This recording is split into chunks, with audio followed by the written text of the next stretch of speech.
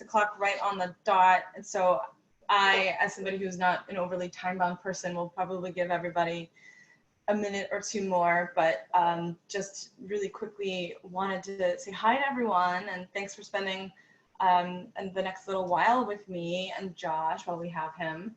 My name is Regina Anderson, and during the day, and sometimes during the night, and sometimes over the weekend, I am the Executive Director of Food Recovery Network. We are a national nonprofit that works with college students all across the country to recover surplus food from their dining halls, and then we donate that surplus food to local hunger-fighting partner agencies like homeless shelters or soup kitchens, food pantries.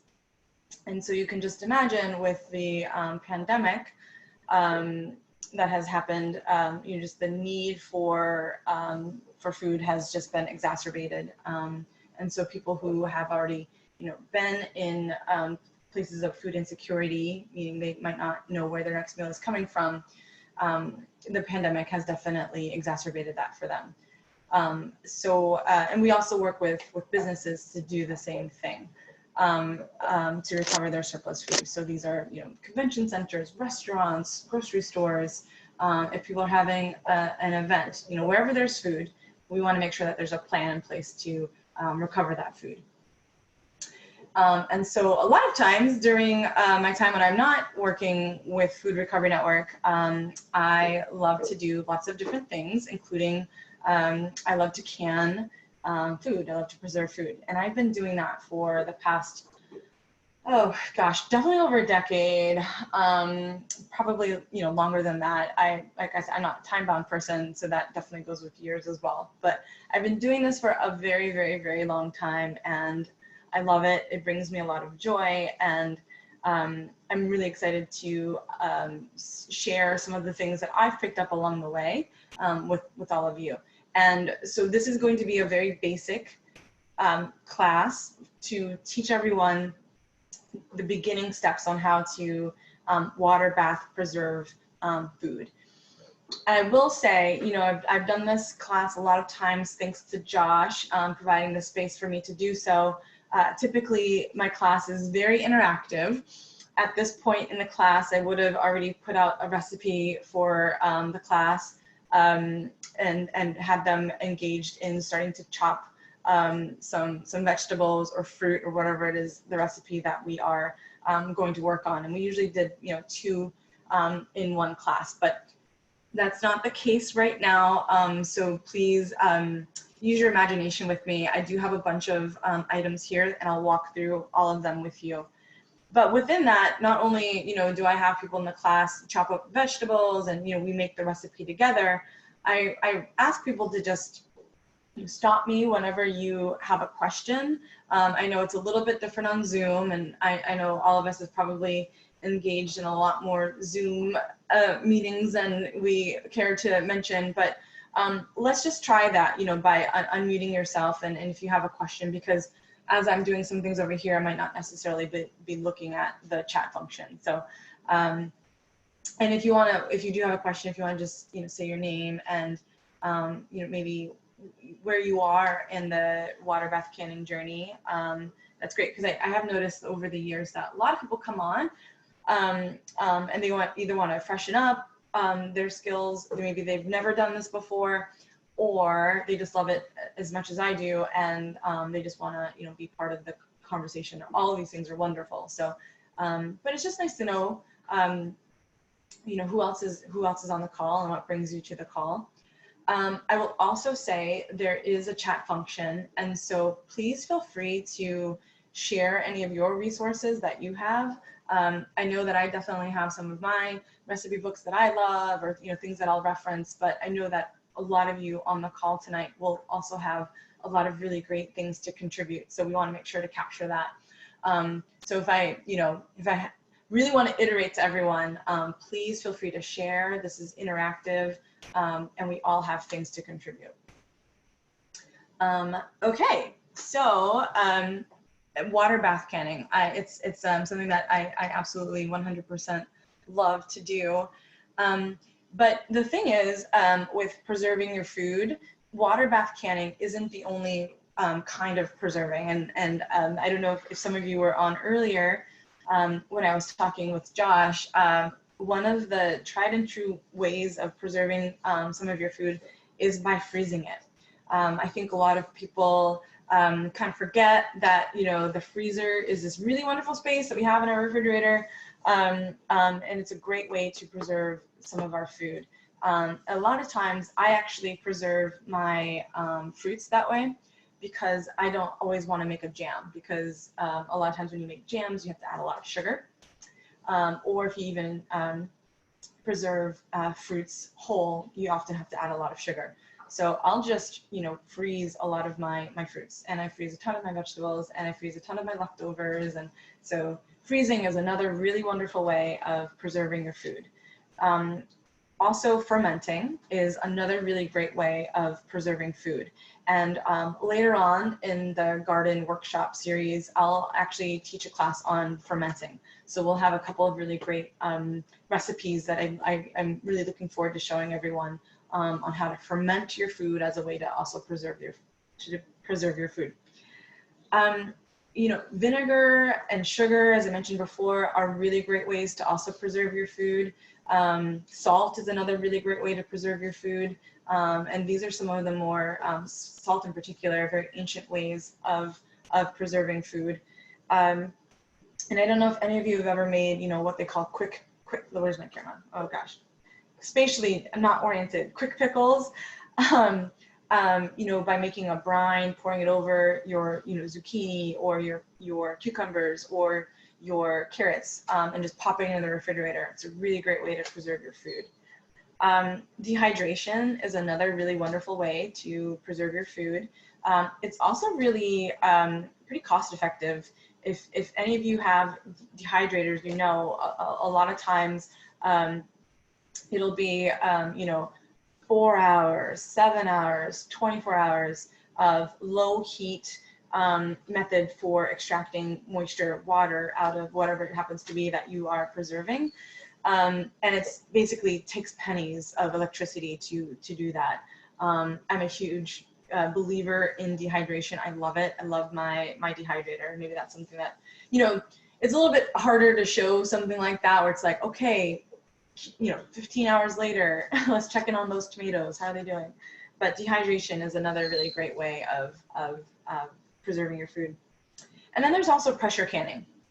And that is different from the water bath canning that we're going to do tonight, because the heat that it takes to do pressure canning is a lot higher than what it takes to do water bath canning. And with water bath canning, a lot of the recipes will call for a vinegar, a brine of some sort, sugar, and these are the ways to, you know, kill bacteria and ensure that your fruits and vegetables, whatever it is that you're preserving, will stay fresh and without, you know, bacteria. But pressure canning allows you to can other kinds of fruits and vegetables, or more like meats actually, and seafood. It's not even fruits. So it allows you to do things that are more base, not acidic. But it's a lot more heat to do that. And it's something that I haven't necessarily dabbled with. I have friends that one year they pressure canned some salmon that they had caught, and I was like extremely jealous. So does anybody have any questions before I move on?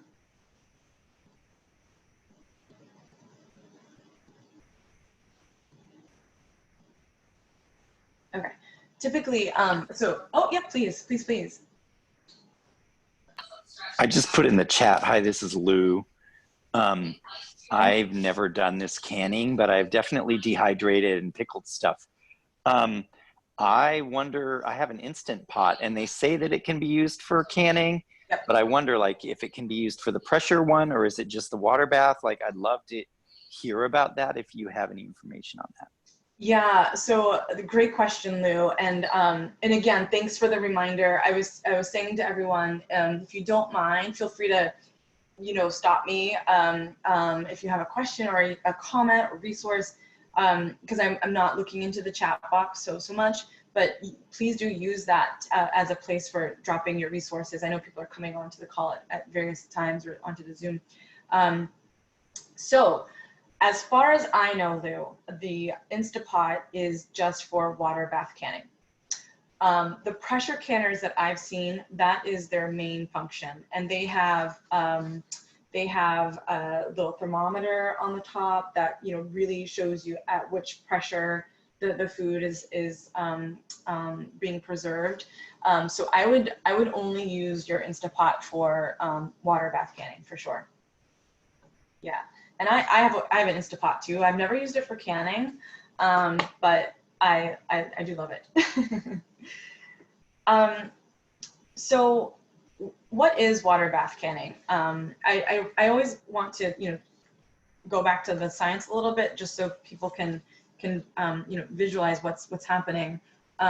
So I'm just going to use this jar right here as an example. So right now, you'll see that there's like some food in here. This is some mustard seeds, and we'll talk about this in a second. But there's also you can hear it shaking. There's air in here as well. And right now, the air pressure in this can is the same pressure outside of my house. And when I put this into water, the hot water begins to boil and it begins to heat, and the little molecules of the air start to get pretty agitated, and they expand, and they can't fit in this jar anymore because the food's in here. So as they expand, they find their way up and out of the jar through the top here. And as they do that, the last little bit of air that happens, so now the pressure inside of here is a lot higher than the pressure outside of the room and outside of the pot. I'll show you that in a second. As the last bits of air come out of this jar, it creates this humidic seal. And so what happens is it causes this lid, this lip, to seal tightly onto, vacuum seals this jar, and there's no air left in this jar, or so we hope, and we'll go through that in a second. So that's the basics. It's really quick, pressure in, pressure out, that maybe we learned when we were, gosh, when did we learn stuff like that? Was it junior high or high school? I don't remember now. And sometimes I remember, like, did I actually learn that when I was in school? Probably, but so some of the why do we can? I talked about before. Yes, it's 1000% a great way to preserve food. And what kind of food? Oh, I love this, Lou. Please keep doing this. It's great. I've got my Lou sidekick co-host here. I love it. It makes me really happy. So, when we preserve our food, especially with water bath canning, it's a really great way to preserve the food that we have now in season, that's in bounty. So as I don't know if some of you have your gardens or not, if you're growing any foods, and if you are, I would love to hear that, see that in the chat. I know some of us are new to gardening, but funny thing is sometimes our tomatoes, our zucchini, our peppers, all of these things kind of grow all at the same time. And so by preserving them, it's a great way to keep the really wonderful moments of summer or fall nice and fresh. But also for someone like me, and I'm sure once Lou gets to canning a bit more, preserving is also just a really fun way to all throughout the year to preserve food, and especially foods that we have access to all year round. And so, oh, I see this little chat that came up. Yay, your dried tomatoes. It's so exciting. And now it's almost time for tomato season again, so you get to do it all over again. It's beautiful. But some of our foods are around all year round. So we think about onions, mushrooms. We just have a lot of opportunity, asparagus, to also preserve foods that, because of the global economy, are at our fingertips. And it's just fun. So for me, I preserve for all those reasons, but also I do like to preserve. I do like to do water bath canning with my friends. I have, pre-pandemic, used to host a lot of friends who'd come over, and we'd pick a recipe or two, and I'd show everybody how to preserve. If you are somebody who likes to preserve in big batches, so the person who just chatted about the dried tomatoes, sometimes it's a lot of bounty. Sometimes it's a whole entire crate of tomatoes or a whole entire crate of blueberries that you need to mill the tomatoes, get the seeds out, depends on what you want to do with them. And it's just a lot more fun with community. So for me, canning is just a really wonderful way to be with my friends and do something really productive and fun. Preserving water bath canning makes amazing gifts. People are always so thankful to receive a jar of something that you've created. And it just, shifts things away from, the buy people stuff, if that's not what you're into. Preserving does allow you to share in a totally different way, which I really love. Also, when you know how to water bath can, you have knowledge that can save you a lot of money. It can help you in a pinch. It's just really good knowledge to have. Some people maybe want to move away from buying from, more traditional grocery stores. Maybe you question the cans of, is that really BPA free? And so all of those are other, wonderful reasons why people might want to move on over to learning how to do this stuff yourself, teaching yourself how to fish when you learn how to preserve your own food. I'm gonna pause there. Does anybody have anything that they want to, any questions or anything they want to add about maybe why they like to preserve or why they're curious about preserving? And I'm going to put on my little facilitator hat. I will probably pause a lot longer than feels comfortable because our brains are working at different times. I want to make sure to give everyone the space to do that.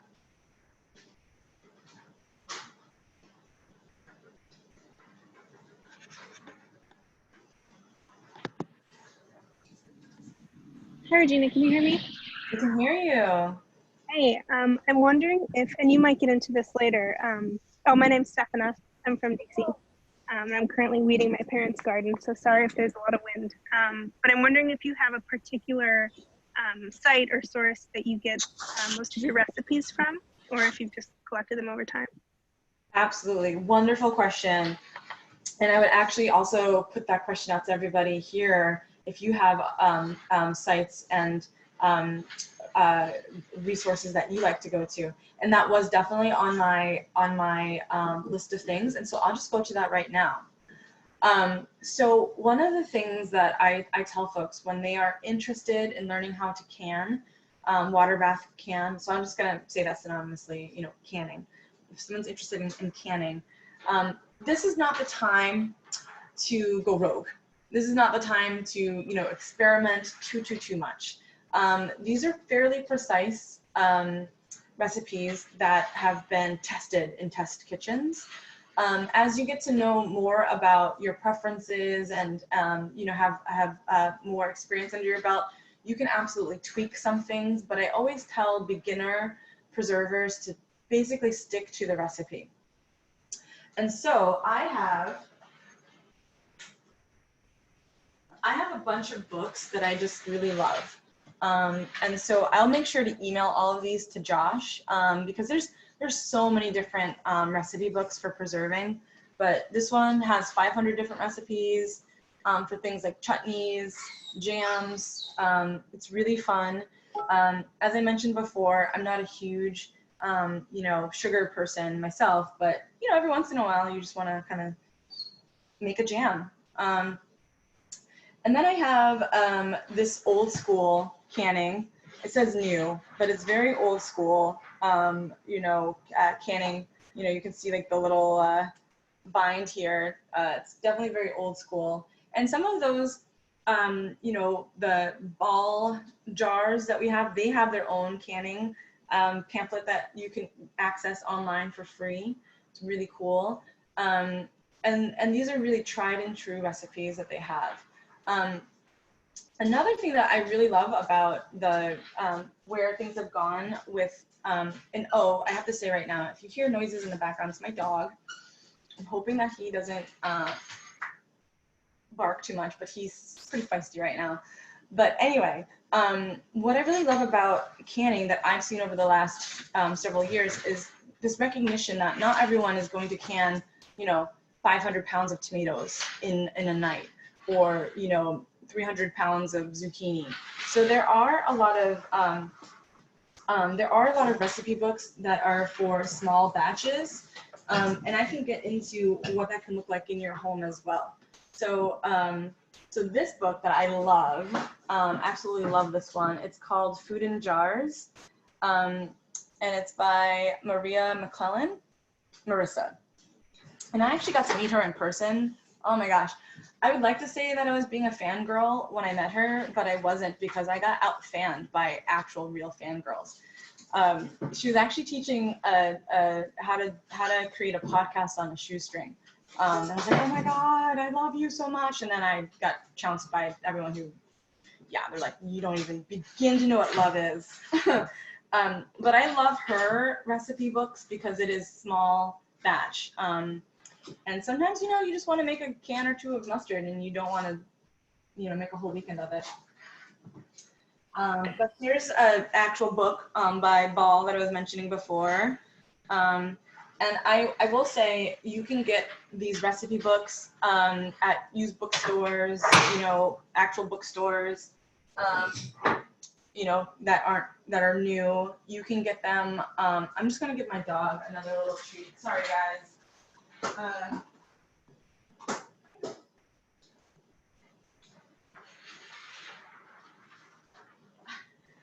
He's trying to hold me hostage to giving him food. So sorry about that. The library has all kinds of books like this. And I'm not sure if Josh's Toolshare has books on preserving. But yeah, oh great, cool. Thanks, Stefana. Also, I get my recipes from Pinterest. I Google them. There's a really big canning community out there. And if, most of the time I look to see, who am I reading this recipe from, just to make sure it, and again, I don't want to, not everything on the internet is, tried and true, believe it or not. I can definitely answer that question about how long the food can keep. But I have a question that I would like to, that's about the recipes, and it's maybe safety is a piece of it. I'm wondering, in the recipes, what is the point of how the recipe is put together? Is part of it preservation and safety, and another part flavor, or like, and so which components within a recipe meet which, because you said you could tweak it. There might be something for safety that you can't tweak, but you could tweak the flavor. Beautiful question. So when I talk about safety, it is, we want to make sure that bacteria cannot live in the food that we've just created. So the heat helps with that, because you are bringing it up to a roaring boil. But also the amount of vinegar you have, ratio to your base foods. So the vinegar is what helps to ensure bacteria isn't growing as well. So if you maybe, I really want to cram more of the asparagus in there, let me not use as much vinegar. Well, now you're creating a situation where there might not be enough of the vinegar to ensure that there isn't bacteria that will grow. Asparagus happens to be something that, you won't see very many recipes unless you're pickling it, because it is such a base food. It's not acidic. Like a tomato is naturally acidic. And I say vinegar, but there's also, lemon juice. There's other acidic agents that you can add. You don't want to off balance that for safety reasons. So now when we add things for flavor, yes, there are some liberties that we can take. So if something says, add 3 cloves of garlic, if you add 4, if you even add 6, you're probably not going to, most likely not going to disrupt things, because garlic cloves come in all kinds of shapes and sizes. But if you add 70 garlic cloves, that again can start to disrupt that, vinegar to food ratio. And someone asked the question, when you can something, how long can it last? Great question. So again, the beauty of using a recipe book is a lot of times they will tell you in the intro how long food lasts. And depending on the food, it's anywhere from 6 months all the way to a year or more. And so I always label my my jars. So I'll write right on, so the different components. This is the ring, and this is the lid. I'll write right on the lid what it is in a Sharpie, what it is, and the date and year, the month and year that I created it, because I know, it's, I could actually have something for over a year. So someone was saying that they just finished up last year's tomatoes. And maybe getting a little bit ahead of myself too, like once we're done water bath preserving something, if I'm not going to eat it right away, which sometimes happens, even though you took all that time to preserve it and can it and make it shelf stable, then you go ahead and eat it. I always recommend that people, if they're going to store something, store it in a cool, dark place away from the sun. And I don't have the ring on. I just keep it just the lid, because it's sealed, so it's not going to go anywhere. But what that does is it just prevents, it's just another potential fail point until you use the actual food for air to get in, and just maybe can cause some bacteria or what's it called, erosion. And we just don't want to prevent that. It's not if you don't do it, gosh, you're going to get a problem. It's not that. It's just a practice that I've set for myself. Okay, great. Thanks for those questions, and please do keep them coming. So I did want to talk now a little bit about, well, how do I start? I'm ready to go. What do I do? So the first thing that you'll want to do is gather your tools. And Lou was so kind as to show us some of the tools, some of the very pretty tools that he has. And so do you mind showing us that blue jar again? Those are so gorgeous. Those are the cobalt ball jars. They're beautiful, beautiful, beautiful. And there's ones that are green now. The jars come in all different shapes and sizes. And the other thing about your recipes is they'll tell you for how long you need to put your item in the rolling, boiling water, but also what size jar you need. And so sometimes, say for example, this is a quart jar. And if I was making tomato sauce, I might use this size. But sometimes I know I want to give the tomato sauce to my friends. And maybe there's only 2 of them in the household or something like that, or 1 person in the household. And I want to make more of it. I might put it into a half-quart jar. And so when I make decisions like that, I typically don't reduce the time as if I were making it for a big jar.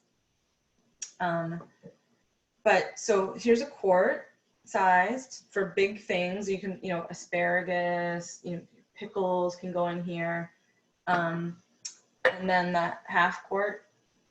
And now here's a pint. This is a pint.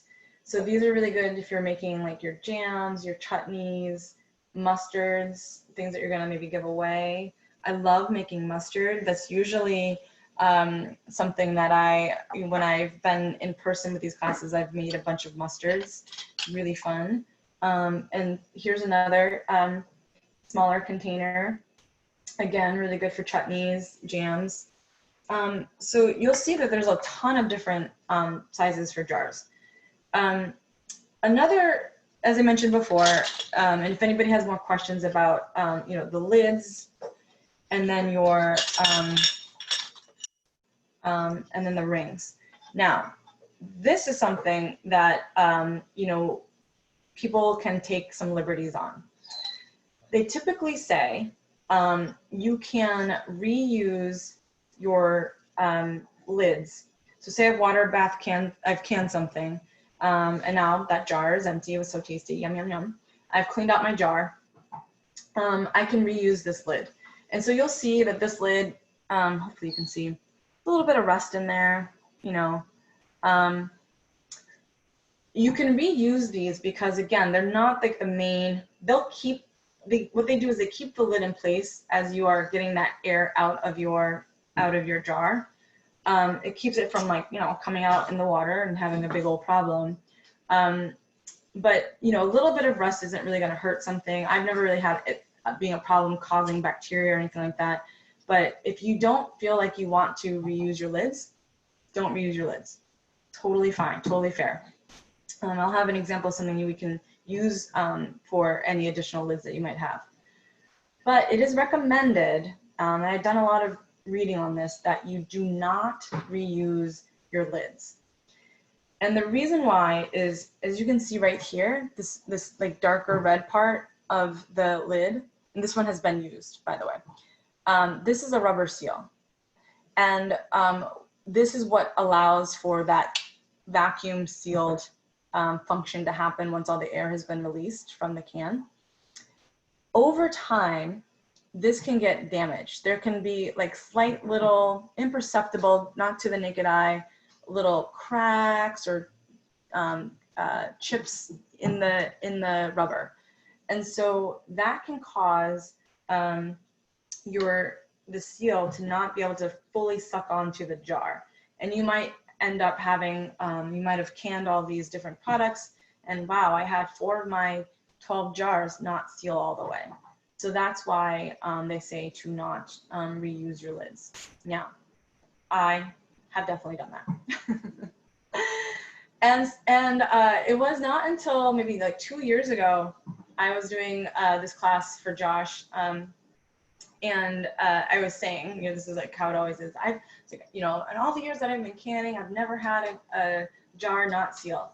And oh, lo and behold, something didn't seal that moment. And so it's sometimes hard to know why. It could have been, you know, whenever I do my classes, I always bring in new jars. So it wasn't that, but it could have been something else that I'll get to in a second around, you know, cleaning your space. So when that happens, if you have something that doesn't seal, you can just eat it. You can put it in the refrigerator, have it for later. It's still a cooked thing that you had. If it is a pickle or something you want to get nice and briny, just, you know, put it in the refrigerator for a little bit, and, you know, better luck next time kind of thing. It happens to the best of us.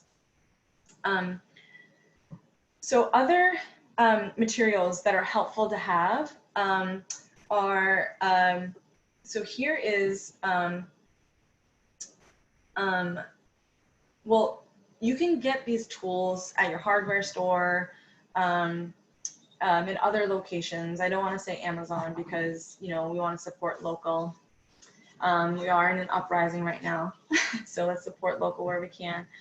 But so this little doohickey thing, I'm trying to figure out how to use my camera here, is how you can pick up your jars out of the boiling hot water or lower them down. And so it works like this. It just has a little grip. So as you clamp down on this, it'll clamp down on your jar. So you can lift and lower into really hot water. So this really comes in handy. It is just a really safe way to do just what I mentioned. And if anybody has a safe alternative, you know, I'm sure some people have used wooden spoons or ladles, but it's just not as sturdy, I've found. But if anybody else has other tools that they've used to lower or pick up their really hot jars, please do let me know. So you can get this solo, or it can, oftentimes it comes in with a kit. That are some other things that are really helpful to have on hand while you're canning. And this next one is, you know, a like to have, it's not a must. And that is this little stick that has at the very end of it a magnet. And it's a really great way to grab your lids and to grab your rings. And the reason why you might want to have something to just pick up those two things is because when we start water bath canning, we really want to make sure that all of our materials are clean, that they are desanitized or sanitized. And so some people, you know, they put their materials, they put their jars in the dishwasher and they either just run it or they put it on sanitation setting, which is really great. What I tend to do is I'll actually, as my water is coming up, and I've got my little pot over here.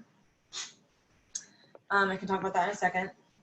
As my pot is coming up to boil, I will typically just stick my lid into the boiling water and sanitize it that way. I'll do the same things with the lids because these things they're pretty fragile, you know?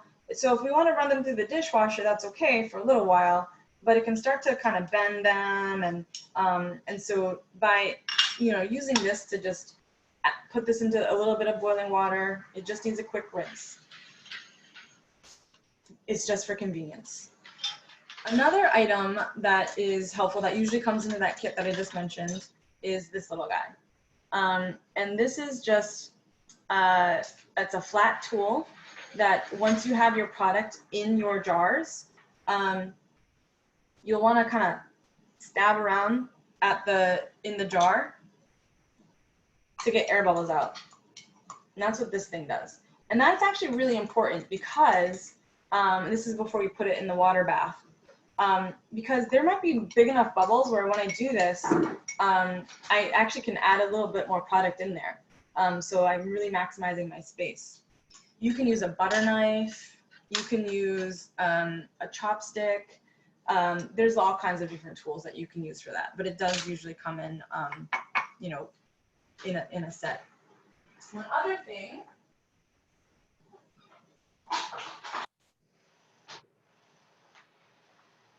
really helpful is a funnel. And because jars, these are like a light bulb, they're typically pretty standard size.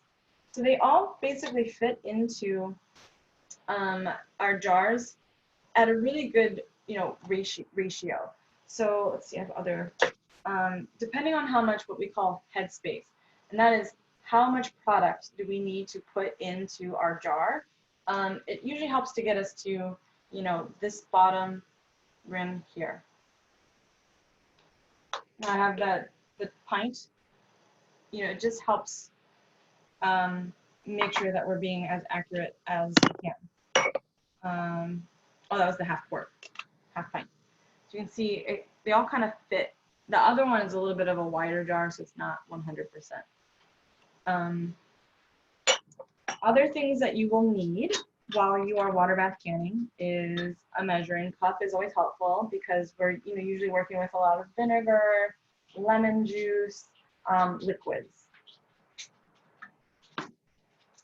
And then I will also say it's always helpful to have lots of cloths on hand because as when I mentioned before, reasons why things might not seal other than our lid might be cracked in some sort of way is that after we've used our funnel to put in the product, once we take this off, now I've got all kinds of product in here, something might have gotten on the very edge. A little droplet of water, a little piece of zucchini. So we'll want to clean, you know, wet this a little bit and just clean the rim of the jar off before we put on the lid. And even the smallest little speck can actually be enough to cause, to not cause our lid to hermetically seal. It's really fascinating. So I will say, don't skip that step. Definitely clean off, even if you think there's nothing there. Definitely clean off your rims. Oh, cool. Thank you for that. Thank you for adding that resource about the Headspace tool. Perfect. I love it. I have gotten, and here's my pot. You can see. I got this at Goodwill. It's a lobster pot. You know, a lot of us,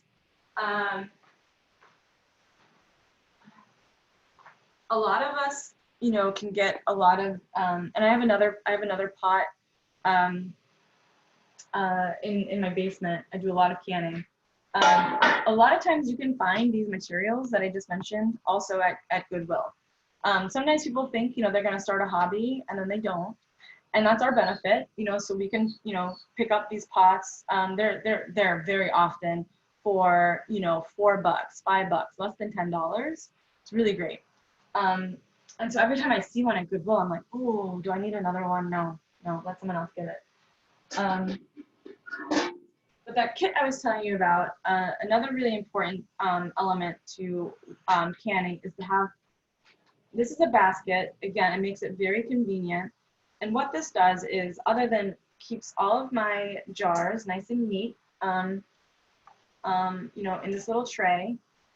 This is a little difficult to show, but it's just really convenient to have that. As I, you know, fill my jars up, I can now like lift and lower a whole entire circle of product in and out of my pan. It also has, I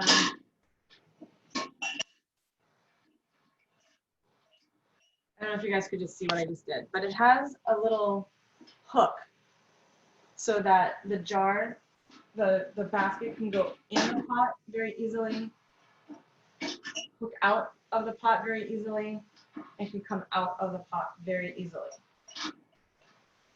So I recommend, you know, definitely one of these baskets are really helpful. But I will say, I've done this before. I once was trying to make a small batch of mustard. And I was like, you know, oh, I just have like 3 cans. Let me just do this real quick, because I'd made a big batch before and I just had some extra product that I didn't have enough jars for. I got a couple jars. I was like, all right, I'm ready to can the rest of this. And so what I did was I put the jars, it was a little bit of a taller pot than this. You can see it's kind of, you know, poking out a little bit. I just put the jar on the bottom of the pot once it was boiling.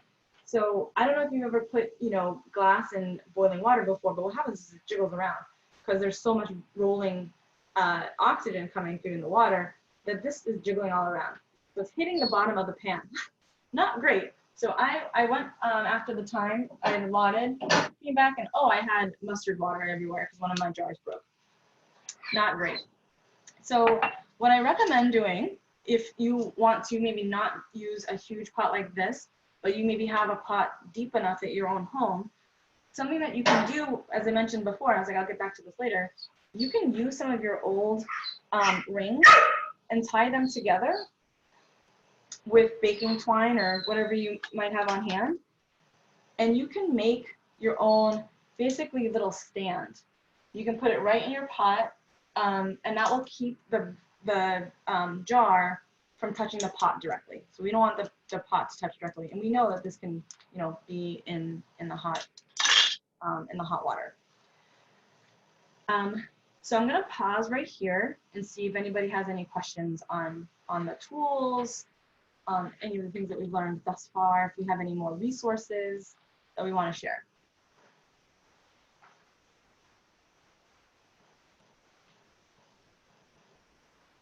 I have another question.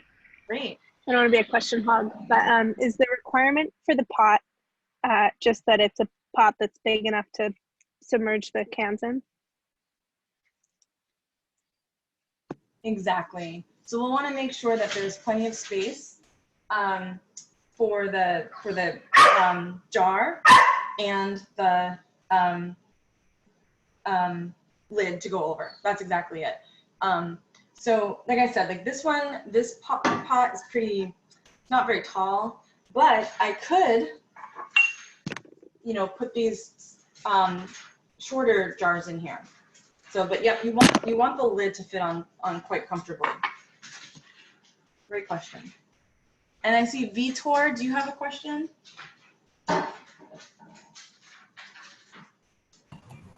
Hi, Regina. Thank you so much. Sorry, I'm not on camera. But my question is twofold. Um, One of the questions is about using gas versus electric in terms of heating or temperature. Does it make a difference? Like if I have a glass top range versus a gas stove. So does it make a difference in how long it takes to get to the right temperature, or how you would handle, the water bath? Great question. It doesn't matter. That's the beauty of, you can use electric range or gas. What we want to do is to get our water up to a rolling boil. And that means you can really see some bubbles coming through in your water. It looks like it's rolling. And then when we put our product into the pan, because that product is not boiling itself, it's actually going to stop the water from boiling for a little while, because it's the jars and the product inside of the jars have cooled down the water. So it's no longer a rolling boil. So now what we do is we wait until the water comes back up to that rolling boil. So that means the food inside the jars is now the same temperature as the water. And that's when we start our clock for how long that particular recipe might call for. Some recipes say you'll need to do 10 minutes in the rolling boil. Some are 15 minutes. It depends on the recipe. Great question. And it sounds like you had a second one. Yeah, I do. You were talking about a cloth, and I was just curious, was there a particular kind of cloth that's better to use? Because I know some things have lint and things like that you can get. So do you have a preferred or a better type that we should look at? So I just try to use what I have on hand in my house. You know what I mean? I totally understand that. That's definitely true. And the yellow, where did I put it? So this it's a Huck cloth. I did get this from Amazon, but it was how I decided to move away from paper towels. So these Huck cloths are very inexpensive, and they're used in hospitals because they are often lint-free. They don't cause a lot of lint. And I have so many of them that I literally just use it as I would a paper towel and don't think anything of it. If I have something that's spilled on the floor, if I'm wiping something off on my cabinet, maybe I'll reuse it, or I'll just pop it in the washing machine. So I use hot cloths. I also use tea towels. Let me show you an example.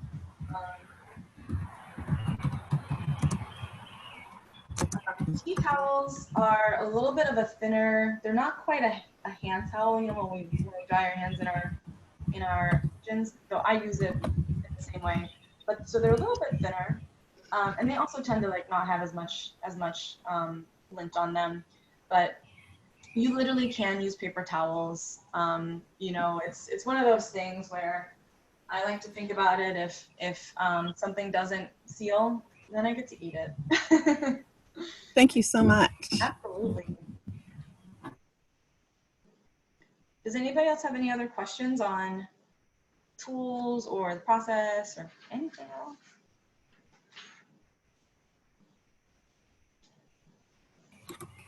I have one more Beautiful.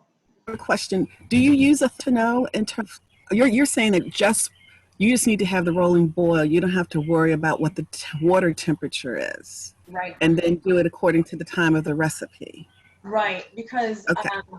Because when our water is boiling, that in and of itself indicates a certain temperature. So in Celsius, it's 100 degrees is boiling. What is it in Fahrenheit? 130. 212. 112. 212. 212. Okay.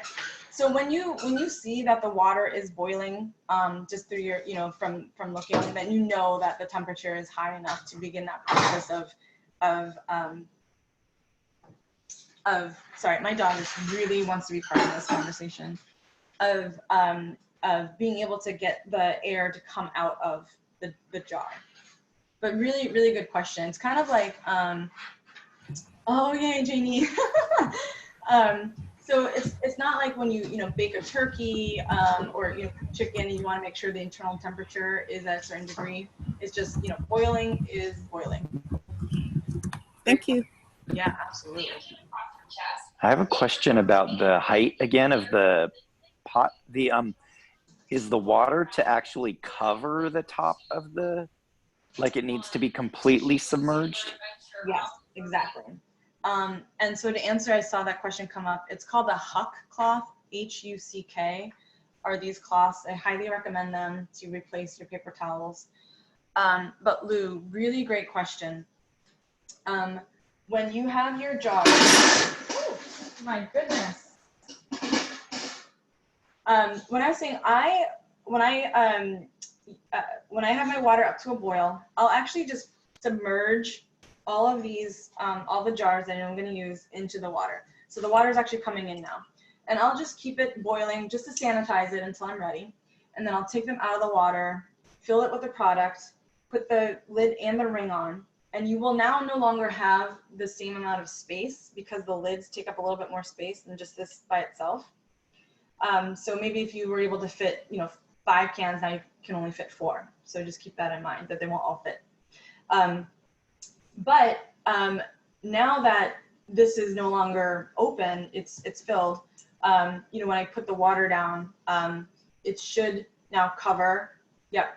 But you'll want the water to completely go over the top. Yep. You don't want the boiling water to come to here. You don't want it to come to here. Over the head. Yep. Really great question. And again, when you find your recipe books or your recipes online, they'll give you those details too. They're really, really good about that. And also, like I said before too, when you're ready to do some canning, I know again, we're in a pandemic, but call up a friend and maybe, can, can together at your own homes. But it's a really great way to, help ensure that we're all doing the different steps.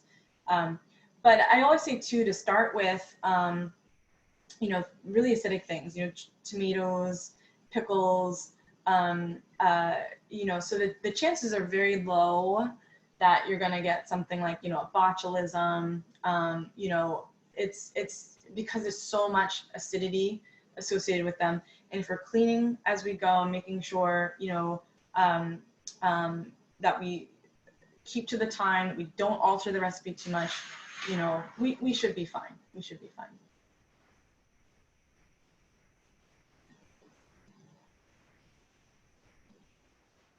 Okay, I'm going to keep moving on, but please feel free to stop me if you have more questions that I don't see.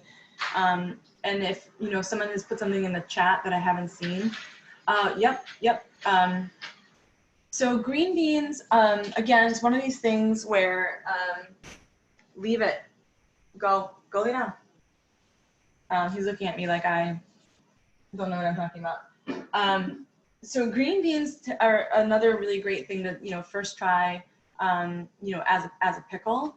Let me look at one of my recipe books. I don't want to necessarily say something is more dangerous or not, but some things are more amenable to water bath canning. Chutney is really good. So some chutneys are very acidic. Some chutneys are on the sweeter side, so they'll use sugar. But chutneys are a really great way to start. So let me check real quick with green beans. I'm just going to I'm going to do my small jar. Just let me go in the index here to see what Marissa might have for green beans. So she has one recipe for green beans, and they are to make pickles. Let me check one more spot. Let me see what Ball has to say for green beans, because they are a little bit more old school. They've been around for a very long time. Canning is a very, very old process. Let's see what they say about green beans. Aha, very interesting. So the only reference Ball has to green beans is for pressure canned green beans. So this is probably a recipe. Well, since we have a little bit of time, let's just investigate. I wonder if it's not using too much acid. 386. Let's see what Ball, tried and true, Venerable Ball, has to say about pressure canning green beans.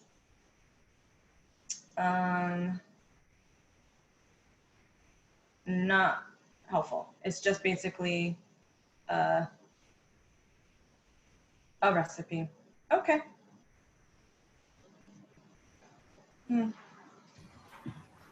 What's the difference in pressure canning versus water boil in terms of what's best for each?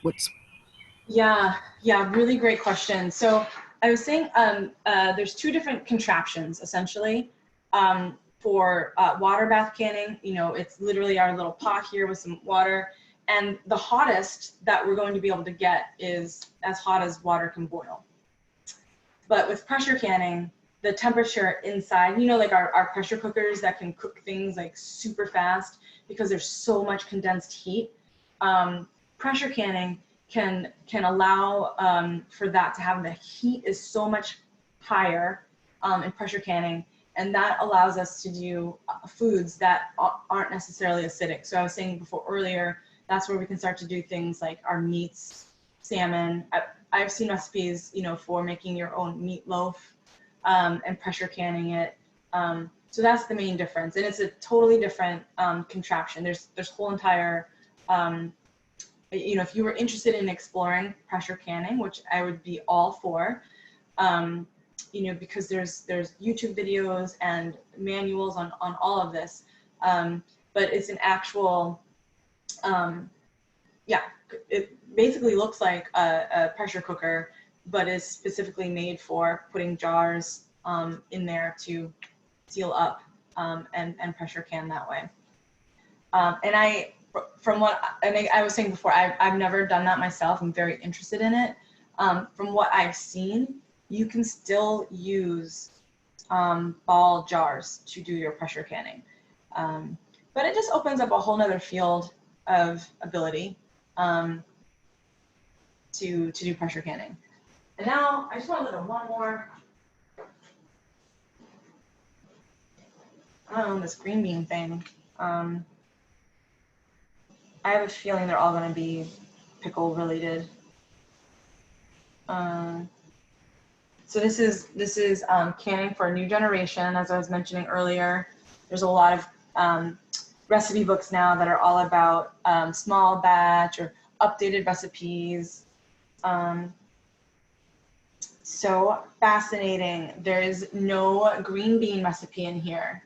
So I hope this is like some interest for some of you for later on when we do our own Googling and look at some other recipe books for green beans that we can safely do using water bath that isn't necessarily pickled.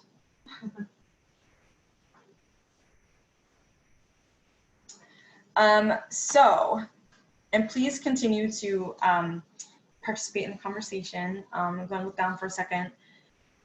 So we have all of our tools together. We know what we basically need. And now we know what we want for our recipe. Where did I put my little recipe book?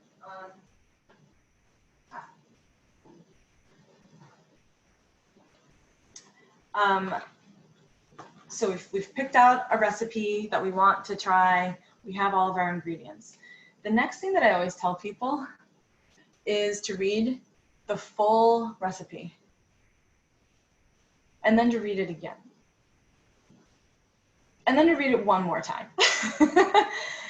I cannot, and I'm speaking from experience because, you know, and I've started following my own advice. I threw in the third time there because sometimes we just, you know, we think we've done a recipe a billion times, or, you know, we think we know what we need to do. And then we read it the second time and it's like, oh, wait, I didn't even see that it said it needed ginger. I don't have ginger. Do I need ginger? But I say to read the recipe so many times because some recipes require that you let things sit overnight. And a really good example of that would be if you're making many kinds of mustards. I mentioned mustard before. I love making mustard. It's something that you can do in a fairly big batch. Tastes way better than a lot of things that you can get in the store. and people love receiving it as a gift. So I found myself just getting ready to make some mustard and realizing like, oh, I need to let the mustard seeds, these are mustard seeds, I need to let the mustard seeds soak for 12 to 24 hours in the vinegar or the brine or whatever the recipe calls for. Like, oh man, okay, whoops. So just make sure you read everything that you might need. Some of us are a little bit more advanced in the kitchen than others, totally great. So some of us, chop as we go. Some of us like to chop up all the things that we need and put them in their, bowls until we need them. Whatever your method is, it's totally great. Just recommend, reading that recipe. And then also we talked a lot about, making sure everything is clean, not just your jars, but just make sure your counter space is clean and free of clutter. Because once you're done, once you're, I don't know if you guys can see this pot here, but once your product is done with the water bath portion, when you take it out, you need to put it somewhere. And so it's really hot. So better to have a space already cleared off for when you want to put the jars down. I will also say, just as a recommendation, when you are ready to use your tool here to take out the jars from the hot boiling water, to have a cloth on your counter that you'll put the jars on. And that's just to give a nice little temperature buffer between a very hot jar and your pretty cold countertop. Now, I don't want to scare anybody to think like, oh my God, if I put this hot thing on my counter, it's gonna shatter or something. That I've never had that happen before, and I've definitely put boiling hot onto the countertop. But it's just let's just be as safe as possible when we're doing this. Also, when I was mentioning, that reminds me, when I was mentioning that we want to maybe use these just once or twice once you get enough canning under your belt. Don't tell anybody I said that. We inspect our lids when we inspect our rims, but we also want to inspect our jars. We want to make sure that these rims are free of any nicks. And that does happen. It really does happen. The tiniest little nick, let's not use it for water bath canning. Let's use it for our milkshakes, our wine, our, lattes, whatever you want. But let's not use it for water bath canning.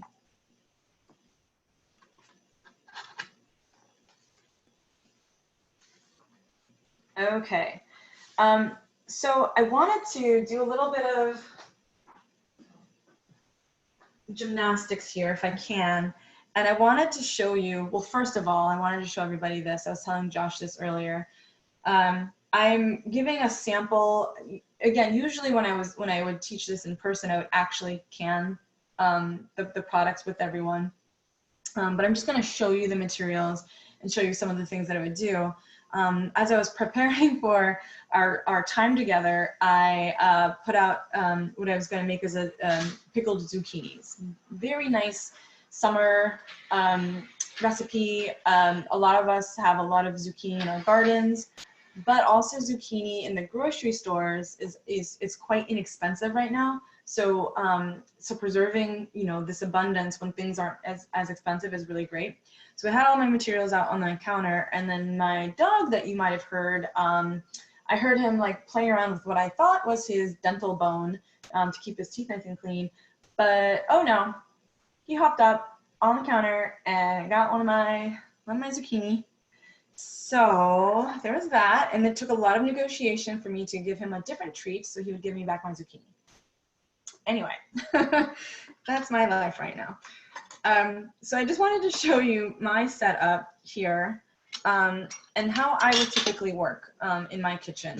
So I have my, you can all see this. I have my cutting board. This black piece right here is my cutting board. Here's, my zucchini.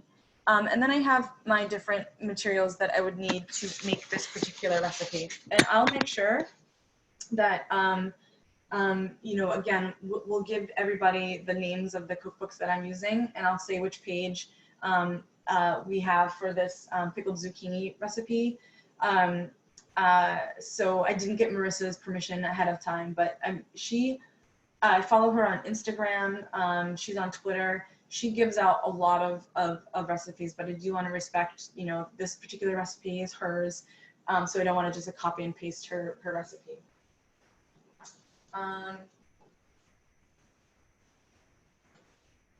Okay, so this particular recipe,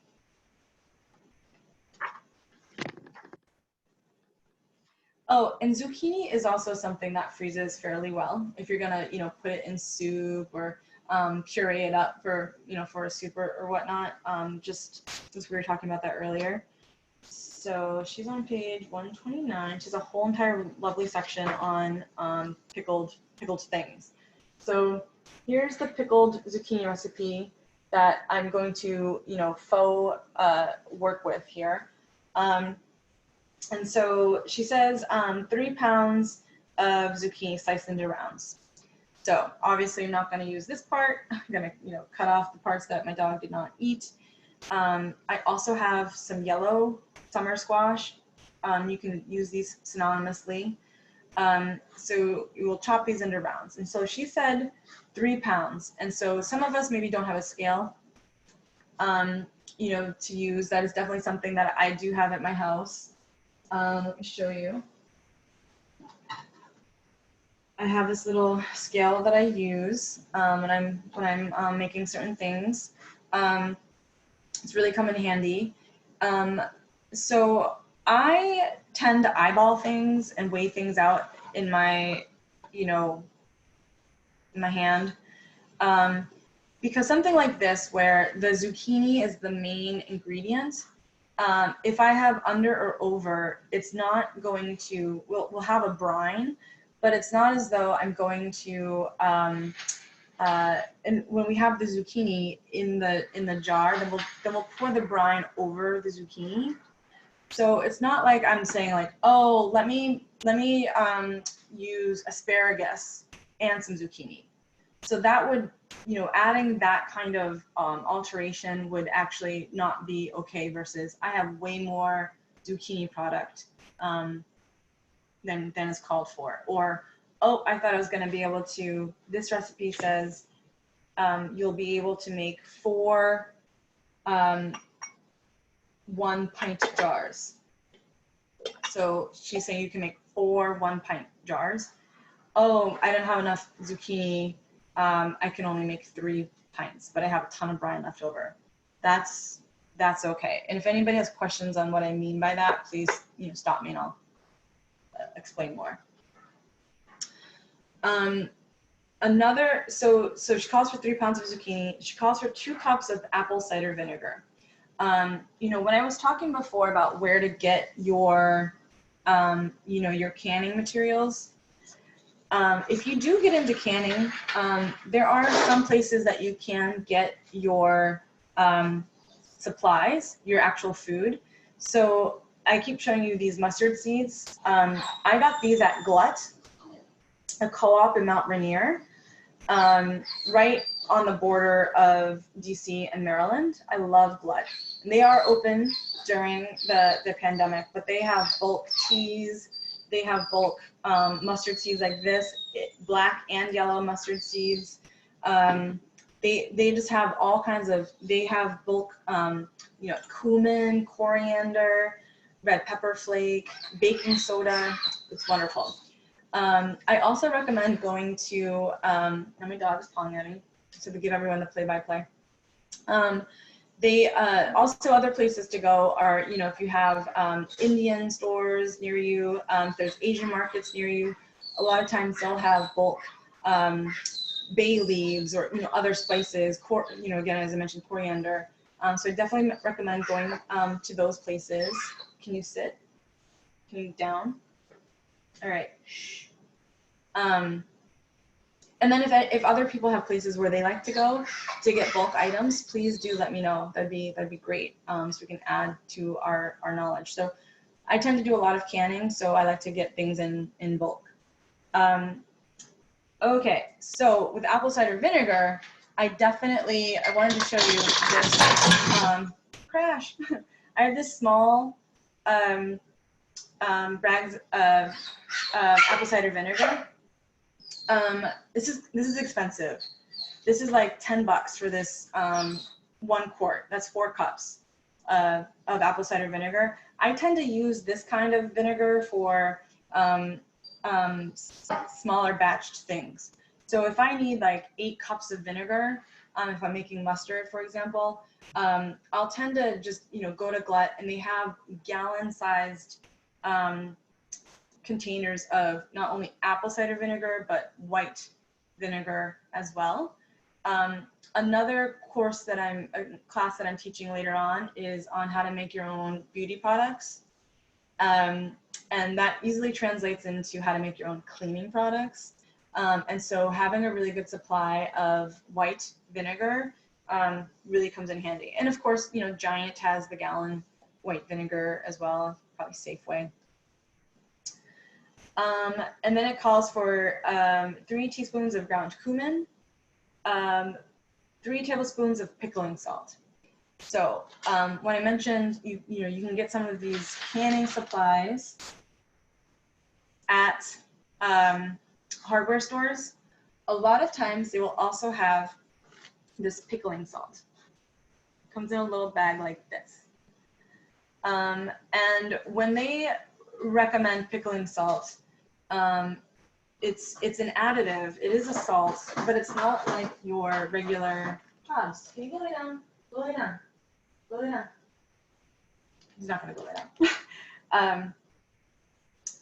It's not like regular table salt. It helps to preserve.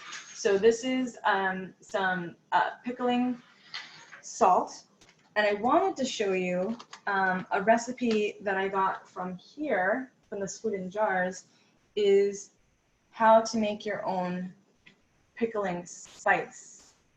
So you can see that, maybe you can't, but there's some whole cardamom pods in here. There's some, there's some ginger in here, some cumin. And so back to Lou's point, this is just really good flavoring. But there is a difference. So, the salt will dissolve. This is just a chunky, it's a spice. It's like your own blend. So there's a little bit of a difference. So sometimes you can make things on your own, and sometimes, you have to go get that pickling salt if that's what it requires. So I just wanted to give that distinction. This recipe also calls for 1 lime sliced up. So we have a little lime here.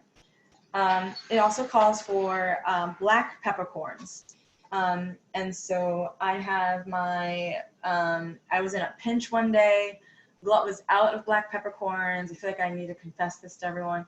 So I went to the store and I got one of these containers of black peppercorns, which I hate doing because it's so small. Not overly expensive. I don't remember how much I paid for it, but anyway. So we need some black peppercorns and then some actual cumin seed. So not only do I need ground cumin, but I also need some cumin seeds. And so again, using that bulk, I stole this from my boyfriend.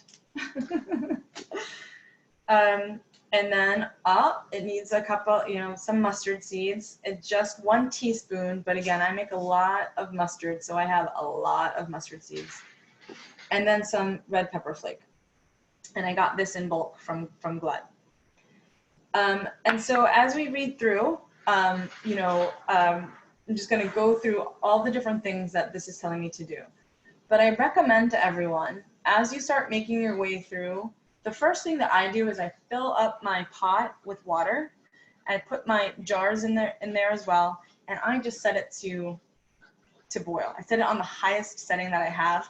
That's a lot of water. It takes a little while to come to a boil. So I don't want to have everything all ready to go and like, still need 10 more minutes to let the water come up to a boil. So I definitely recommend doing that. Start your water boiling first. I will say some some stoves, mine in particular, I don't know if you can read this or not. Let's see. It has a power burner. Here's my dog. Here's the guy who wants to be in the video with everyone. So a power burner is a really great, part of some stoves that the flame of the stove is just going to be that much higher, and it's actually used for like getting things up to boil a little bit quicker. So I was really excited. I just moved here to have that feature on my stove because the last place I lived did not have that. So just a reminder, get that water boiling up as soon as you can. Back to the recipe. Go.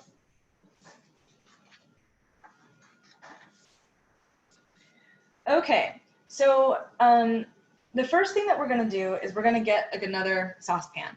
So we are basically going to make a brine for the zucchini.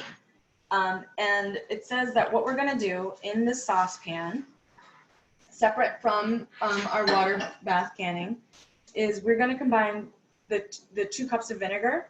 We're going to add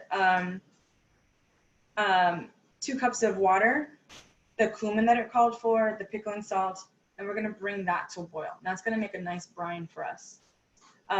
We're also going to slice these up into rounds, as I said before.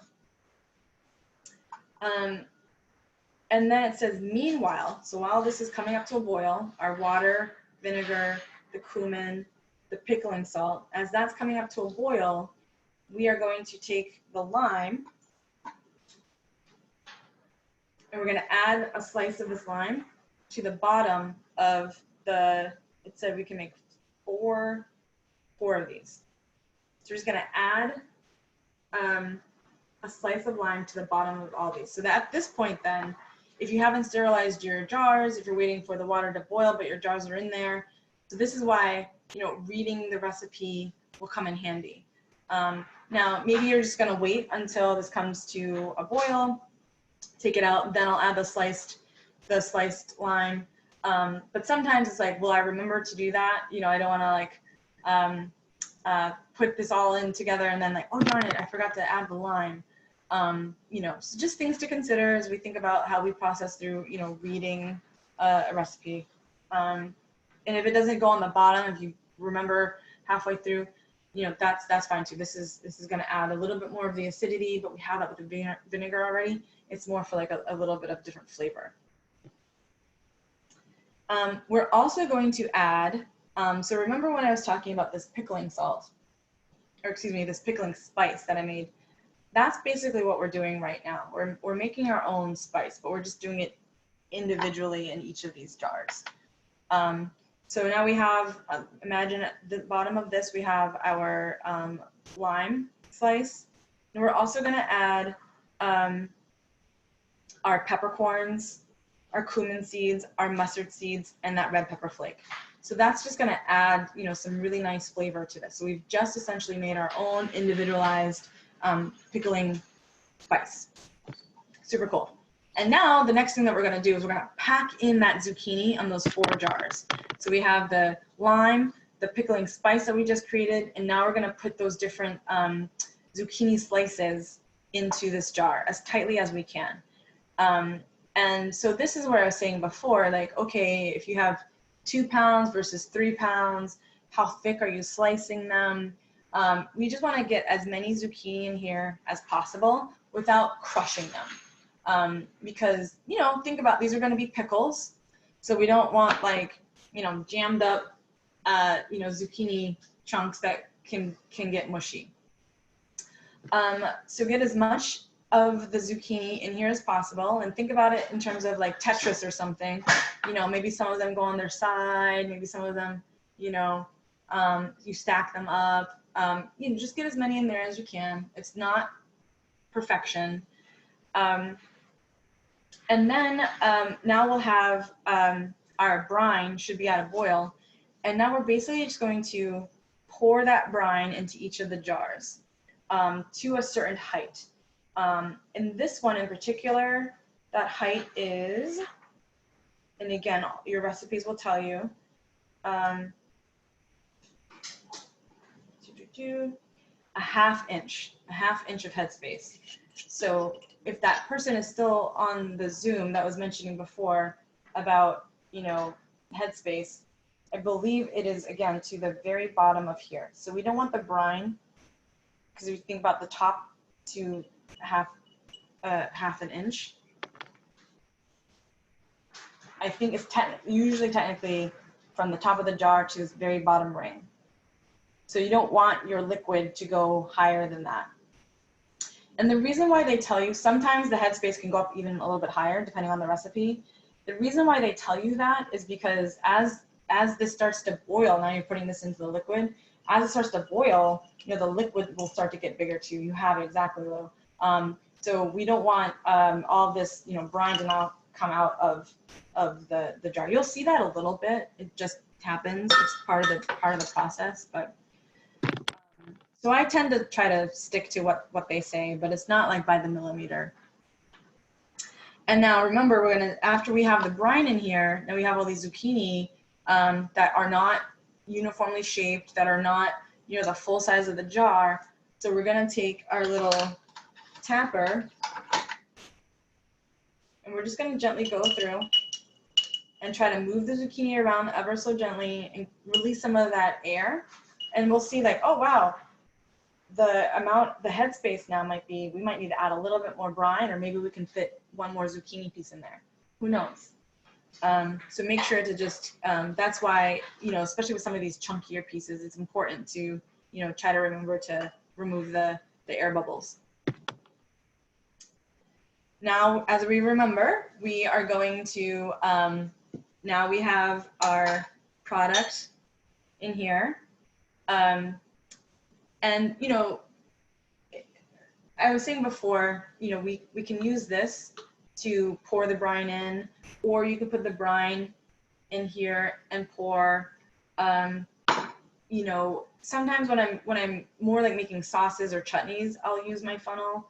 But for this recipe, you know, just because you're pouring brine into like, you know, a solid, basically, you might not really need the funnel. But we will, now that we've got our zucchini in here, we've got our brine up to the amount of headspace, we will want to remember to wipe the rim. Really important. Then we'll put our lid on. Now remember, this is hot now. I just added boiling brine to this with my, so I would normally have a mitt, or I would have a cloth covering this. I would have it on the counter. I would not be, you know, picking up. I'm just trying to show you this. So the less we, you know, touch our jars when they're hot, the better. You know, that's why we have our tools. So I would normally have this lined up on my counter.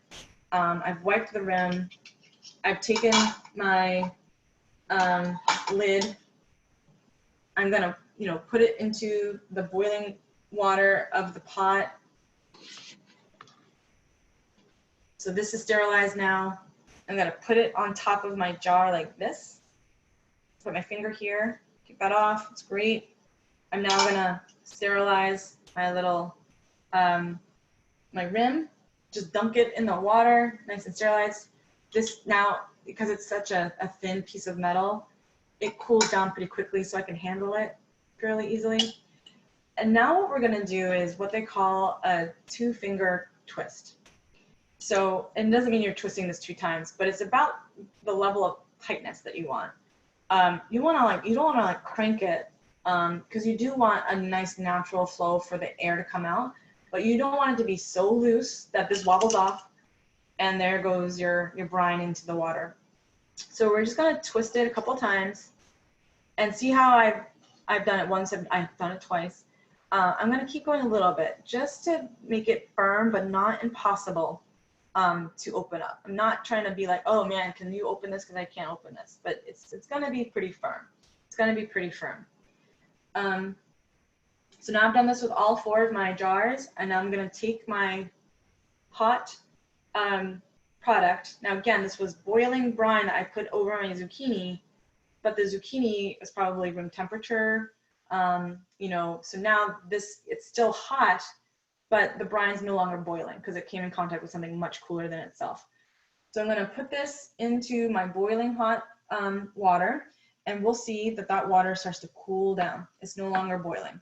And as I mentioned earlier, what I'm going to do is I'm going to, you can put the lid back on if you want, but check it, every once in a while. It won't take that long, depending on how many jars you have, maybe between 2 to 5 minutes, again, depending on how many jars you have, to come back up to that rolling boil. So it is vigorously boiling, noticeably boiling. It's not, there's no question as to whether or not this is boiling.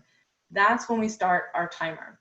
And so this particular recipe said it needs to be in the rolling boil for 10 minutes. And because I'm not a time-bound person, I'm going to set an alarm to remind me, because I will definitely catch up with my friends and go garden, weed my garden like Stefan is doing. I will lose track of time. So 100% set a timer. The other thing is some of these recipes will say, after they've water bathed canned for the amount of time, the 10 minutes, 15 minutes, to leave them in the water for an additional 5 minutes. They don't all say that. Some of them say take it out directly. We'll use our tool to take them out, put it onto a cloth so it's not coming into direct contact with our counters. But some of them do. So I just wanted to point that out to everyone. So another thing that I do is, I've got my cloth on my countertop. I have my hot jars on my countertop. As I take out the product, I will also, my dog ran off, I don't hear it, okay. I will also cover the jars with another cloth. And again, it's just all about supporting the jars to come to room temperature slower than just shocking them into like, wow, now I'm exposed to, our air-conditioned homes. Again, you don't need to do that. If you forget to do that or you don't want to do that, it's totally okay. It's just some of us have different techniques. And then you will eventually start to hear this, and that is your lids sucking out the last of the air. And that's what you're hearing is that seal creating. Now, I don't know if you can all hear this, but so this lets you know that there is air in this jar because it's able to compress. A fully canned jar that has properly sealed will not do that. There will be no give. You'll feel it will be nice and tight here. So you might not hear the noise for each and every one, especially if you cover it with the cloth. You'll be like, oh, is that the third one in that just sealed? You'll be able to tell by if this is flat and there's no give to it. Now, I will also say sometimes I've come back through after a few hours and I, test them. And I have pressed down on one, and that was the moment of contact that it actually stopped being able to do this. So I was like, did I just seal that or not? And I've been fine to be like, okay, I believe that is a hermetically sealed jar. But you might be like, oh my God, that wasn't sealed up until now. It's been 3 hours. Is it really sealed? When in doubt, eat it right away. Just don't, we don't want anybody to have anxiety around canning. It is at first, it can be a scary thing for some of us. So I just say, eat it right then and woohoo, that's awesome. Pop it in the refrigerator. It's still okay to eat. But I did want to mention that does happen sometimes. I think, there's probably between all of us on this call, there's probably ain't nothing we haven't seen yet. So, so again, I want to pause to see what questions we have, because for me, that's the formal conclusion to how to can, and in particular how to make some pickled zucchini. But I would be very happy to answer more questions that people have.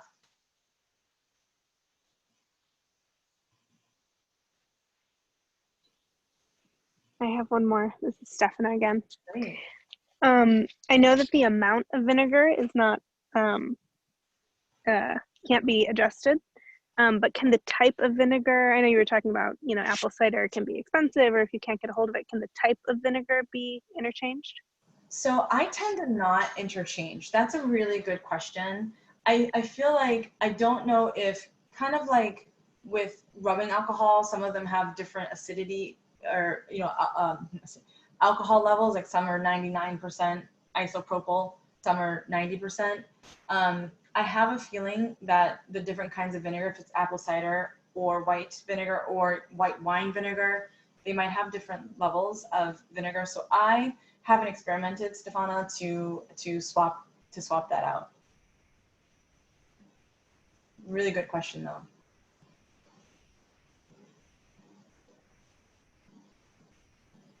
I have a couple questions. One was about the glass of the jars. Is that tempered glass? What does tempered glass mean?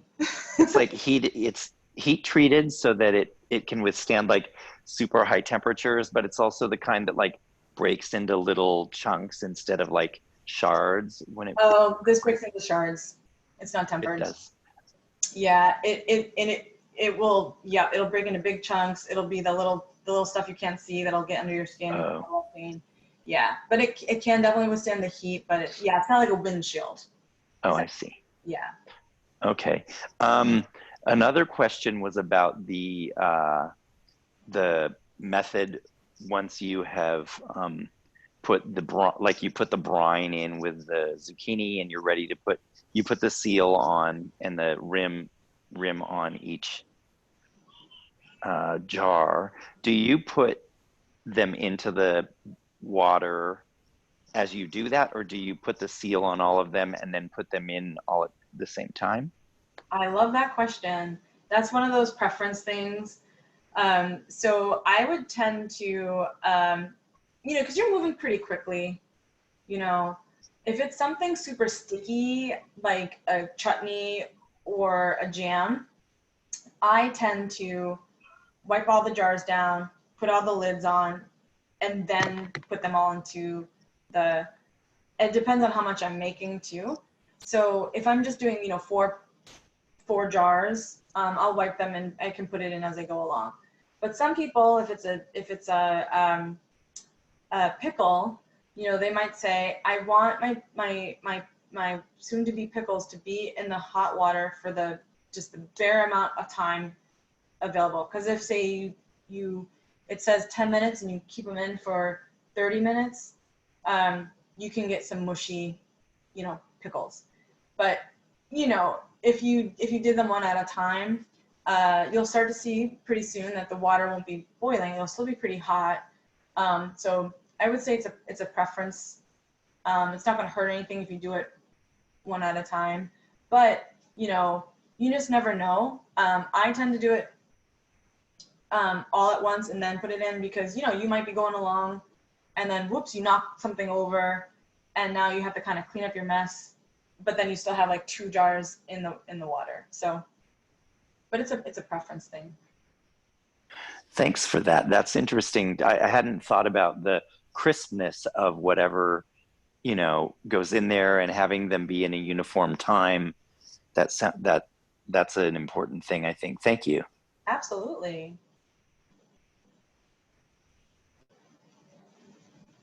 Oh, great. Vitor, thanks for your time tonight. Be safe and healthy. There was one other question too I had just about like Stefana asked about the vinegar. I was wondering, is balsamic vinegar ever used? Like not as the acidity, but also maybe as flavoring in combination with other vinegars?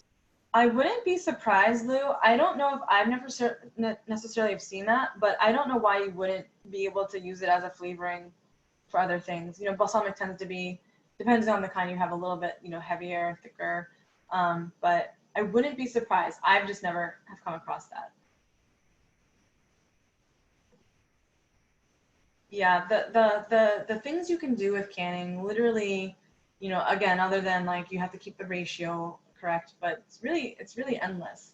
And the more you do it, you know, you are able to add a little bit more of this and of that depending on your liking. So if you want some really spicy pickles, you know, it calls for 1 tablespoon of red pepper flake, and you want to add, you know, 1.5 tablespoons, 2 tablespoons, you know, you can start to play around with stuff for sure. Right, yep. So Janie, and sorry, I hope that I'm saying your name correctly, and forgive me if that's not accurate, asked, what is the difference between pickling salt and table salt? You know, sea salt.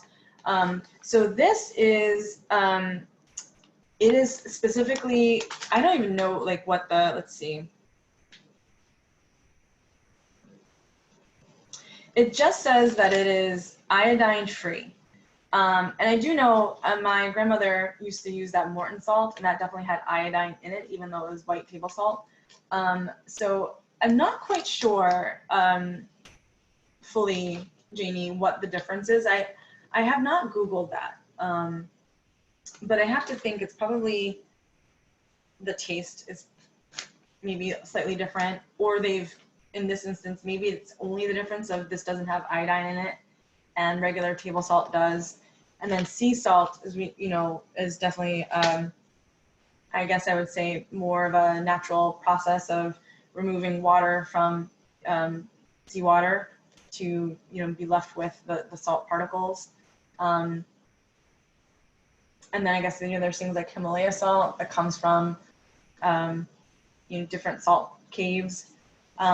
I love where this is going, and I love where I do not have a really long runway of knowledge on these different kinds of salt. So I know that I'm going to be doing some research. So thank you, Janie, and sorry I wasn't 100% able to. So James, to everyone, rad. He believes that pickling salt is super fine ground salt. Okay, I'm gonna just try this real quick. Well, I've probably have done this before. Let me see if I can show you everyone what it looks like. It looks like this. Right into my tastes like salt. Tastes like regular salt. Maybe it's like the difference between sugar and superfine sugar kind of thing. Maybe superfine dissolves better. That could be. Yep. I'm definitely gonna look into this more. Because, you know, if this is more expensive, and if that is truly the difference for those of us who have a food processor, we can just take our regular table salt and put it in the food processor to whir it up. Like we can make our own oat flour out of, you know, oatmeal, or oats rather. So that could be a really good money saver. I'm glad we had that conversation.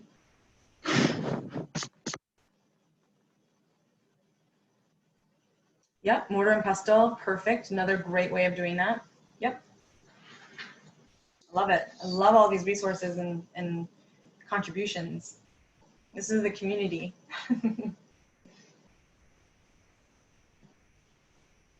So Vitor, I think, the little hand-based icon.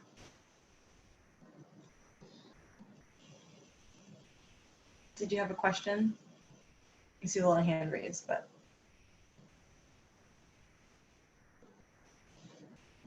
And if so, you're on mute, or could just be frozen. This is the beauty of Zoom. We just don't know some of these things. Left to the unknown. Oh yeah, I'd use pepper flakes from peppers I grow. That is awesome. That is such a cool thing to be able to do. You know, when I was talking about dehydrating earlier, something that I like to do is if I use a lemon or a lime, and I have the rind left, I'll dehydrate that, and that takes a long time because it's pretty thick. And once it gets nice and crispy, then I'll put that into my food processor, whir it all around, and it just becomes super concentrated zest flavoring. It's really nice. And you can do the same thing with tomato skins. Oh, so have I ever preserved anything besides spices other than mustards? So that's a good question. Let's see. There you can make ketchups. So there's all kinds of different condiments. So you can definitely, I've made different kinds of ketchups, like, berry flavored ketchups before. But I will say, one thing that, you cannot do with the water bath canning is, oh, beautiful, is mayonnaise. So that would be something that is it's not acidic enough. So you'd have to add other kinds of preservatives. I'm not sure if you could do pressure canning with mayonnaise, but if you make it yourself, then it's like one of those great things that you just probably want to eat right then. But let's see, what other, I'll have to think about that, but that's, oh, I will also say, speaking of that, it's not canning, but again, in the back of this book, there are other kinds of preserving items that you can make. So one of the things that she talks about is to make your own flavored salts. So, and I've done that before. And I've seen many different kinds of ways to do that, including having your sea salt or your table salt and maybe some rosemary or whatever it might be, mixing it all together, putting it in the oven on low temperature or in your dehydrator. And I've also seen some that it's, you just mix it in right away. But that's also a really fun, very beautiful gift that you can make for people.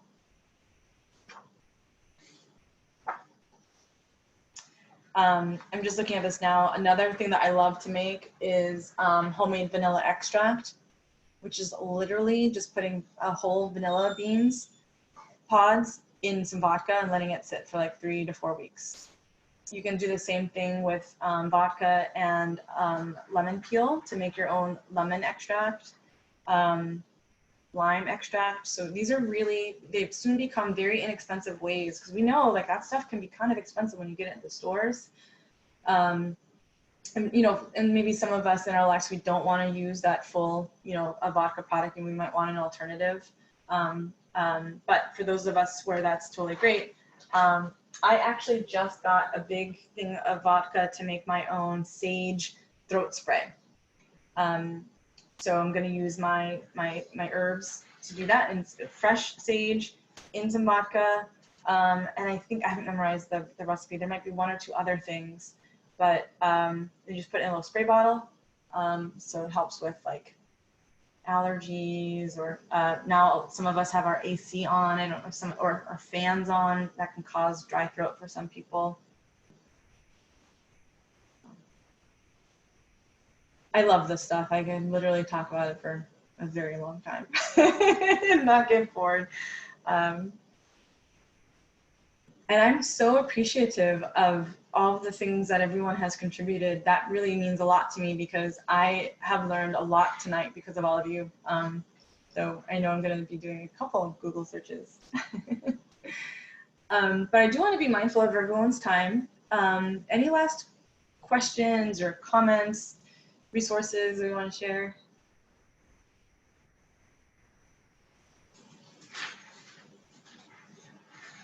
Awesome. Well, thank you all so much for your time. I know there's a lot of difficult things happening in the world, and I'm so thankful we could have this pleasant time together to do some shared learning. I will give all the resources that I used to Josh, including my email address. If anybody has any questions, I will keep the conversation going for sure. So thanks again. Have a great night, everyone. Thank you so much. My pleasure. Thanks. This was wonderful. Thank you so much. Yeah. Yay. Yeah. Take care, everyone. Bye.